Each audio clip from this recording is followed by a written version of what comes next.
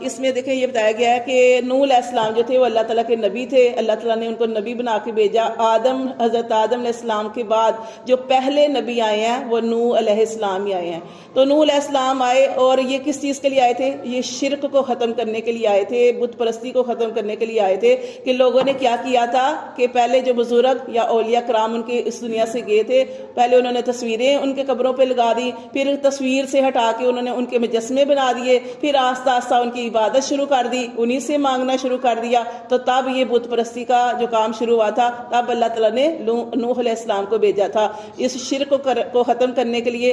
اور وہ اس لیے آئے تھے کہ لوگوں کو بتانے لگے کہ ایک ہی خدا ہے, اس اللہ ہی کی عبادت کرو. لیکن کیا ہوا کہ یہ لوگ چونکہ ان کو یہ عادت پڑ چکی تھی کہ انہوں نے بہت ساری مورتیاں بنا رکھی تھی. وہ جو بزرگ جا چکے تھے, ان کے پسندیدہ لوگ اس دنیا سے جا چکے تھے,